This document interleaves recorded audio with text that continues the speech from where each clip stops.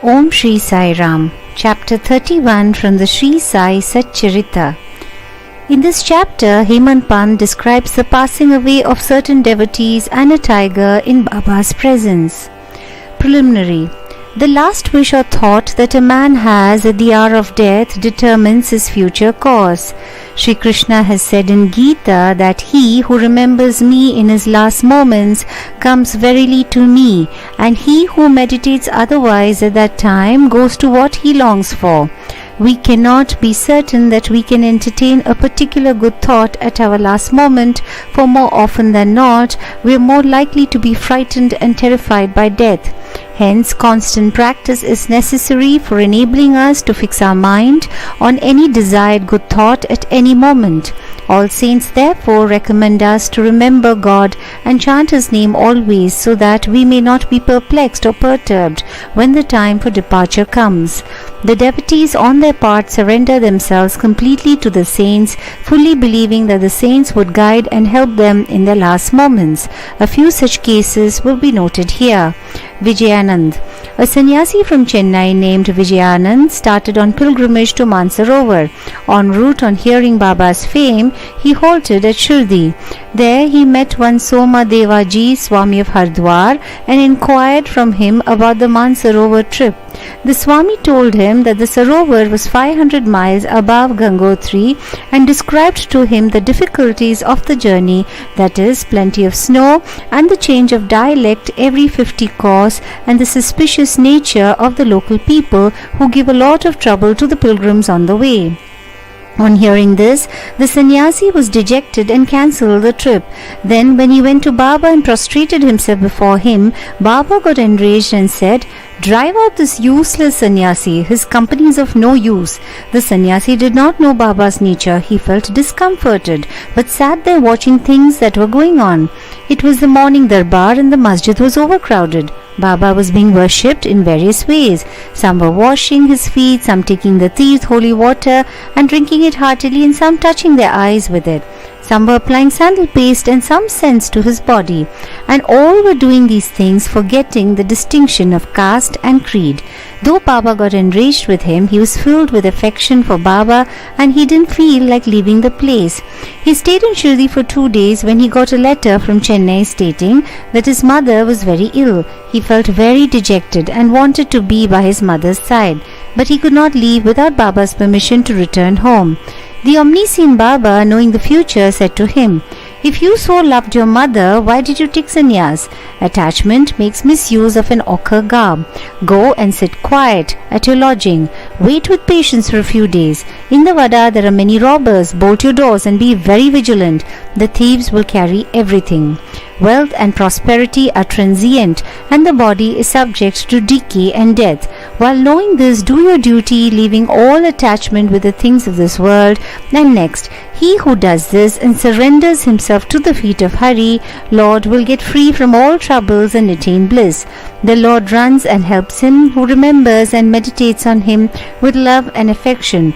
Your store of past merits is considerable, so you have come here. Now attend to what I say and realize the goal of your life. Begin from tomorrow the study of Bhagavat. Do 3 saptahas, that is 3 readings during 3 weeks conscientiously. The Lord will be pleased with you, and you will destroy your sorrows, your illusions will vanish, and you will get eternal peace." On seeing that his end was approaching, Baba prescribed this remedy and made him read Rama Vijaya, which pleases the god of death. Next morning, after bathing and other purifying rites, he commenced to read Bhagavat at a secluded spot in the Lendi garden. He completed 2 readings and thereafter felt much exhausted. He returned to the Vada and stayed in his lodging for 2 days, and on the 3rd day he breathed his last on Fakir Bade Baba's lap. Baba asked the people to preserve the body for a day for a reason. The police afterwards came and, on making proper inquiries, gave permission for the disposal of the body.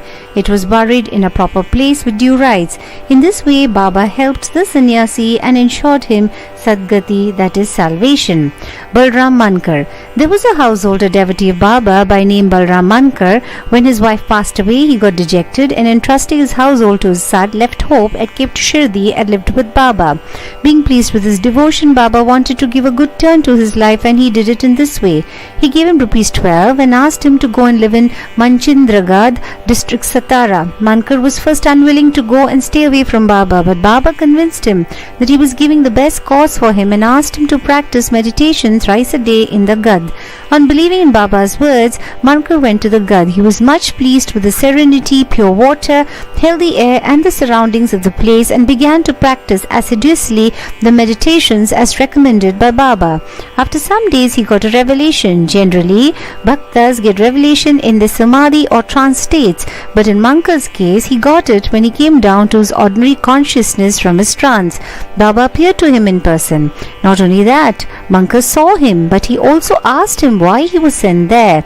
Baba replied, "In Shirdi, many thoughts and ideas began to rise in your mind, and I sent you here to bring your unsteady mind to rest.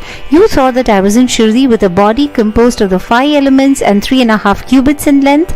Now you see and determine for yourself whether the person you see here now is the same you saw at Shirdi. It is for this reason that I sent you here." Then after the period was over, Mankar left the Gad and proceeded to his native place, Bandra. He wanted to travel by rail from Pune to Dadar, but when he went to the booking office to get a ticket, he found it very much crowded. He couldn't get his ticket soon when a villager with a langoti, piece of cloth on his waist, and kambali on his shoulder turned up and said, "Where are you going?" "To Dadar," replied Mankar. Then he said, "Please take this Dadar ticket of mine, as I have some urgent work here. I've cancelled my Dadar trip." Mankar was very glad to receive the ticket and was taking out money from his pocket when the rustic disappeared in the crowd. Mankar tried to find him out in the crowd, but in vain. He waited for him till the train left the station, but found no trace of him. This was the second revelation Mankar got in a strange form. Then Mankar, after visiting his home, again returned to Shirdi and remained there at Baba's feet, following his bidding and advice. In the end, he was very fortunate to leave this world in the presence of Baba. Tatya Sahib Nulkar. Hemant Pant gives no particulars regarding Tatya Sahib Nulkar except the bare mention of the fact that he gave up his ghost in Shirdi. A brief summary of his account that appeared in the Sai Leela magazine is given here. Tatya Sahib was a sub-judge at Pandharpur in 1909 when Nana Sahib Chandorkar was Mamlatar there. Both met often and exchanged words. Tatya Sahib did not believe in saints while Nana Sahib respected them. Nana Sahib often told him the Leelas of Sai Baba and pressed him to go to Shirdi and see Baba. Nulkar finally agreed to go to Shirdi on 2 conditions. He must get a Brahmin cook and he must get good Nagpur oranges for the presentation. Both these conditions were providentially fulfilled. A Brahmin came to Nana Sahib for service and he was sent to Tatya Sahib, and a fruit parcel containing 100 beautiful oranges was received by Tatya Sahib, the consigner being unknown. As the conditions were fulfilled, Tatya Sahib had to go to Shirdi. At first, Baba was much enraged with him, but by and by, Tatya Sahib got such experiences that he was convinced that Baba was God incarnate. So he was enamored of Baba and stayed there till his death. As his end was approaching, sacred literature was read out to him, and at the last hour, Baba's Pada Tirth was brought and given to him for drinking. Baba, on hearing of his death, said, "O Tatya went ahead of us. He won't be reborn." Megha. The story of Megha has been already described in chapter 28. When Megha died, all the villagers followed the funeral procession. Baba also accompanied them and showered flowers on Megha's body. After the obsequies were performed, tears flowed from Baba's eyes, and like an ordinary mortal, Baba showed himself overcome with grief and sorrow. Then, covering the body with flowers and crying like a near relation, Baba returned to the masjid. Many saints have been seen giving Sadgati to men, but Baba's greatness is unique. Even an animal like tiger came to Baba's feet for being delivered from demerits. It is this story which will be narrated now. Tiger. 7 days before Baba passed away, a wonderful incident occurred at Shirdi. There came a country cart and stopped in front of the masjid. A tiger was on the cart, fastened with iron chains, with its agonized face turned to the rear. It was suffering from some painful malady. Its keeper, Sri Devarshis, had been taking it from place to place and making money by exhibiting it.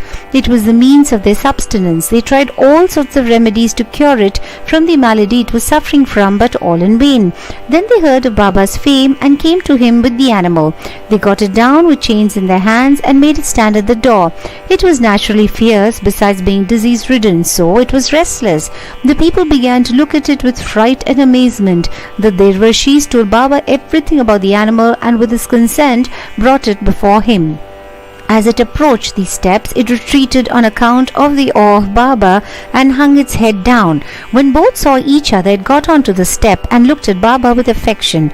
Immediately, it moved the tuft of its tail and dashed it thrice against the ground, and then fell down senseless. On seeing it dead, the Devarshis were much dejected and full of sorrow, but in proper thought they came to terms with it. They considered that as the animal was diseased and nearing its end, it was very meritorious on its part that it met its death at the feet of Baba. It was their debtor, and when the debt was paid off, it was free and met its end at Sai's feet.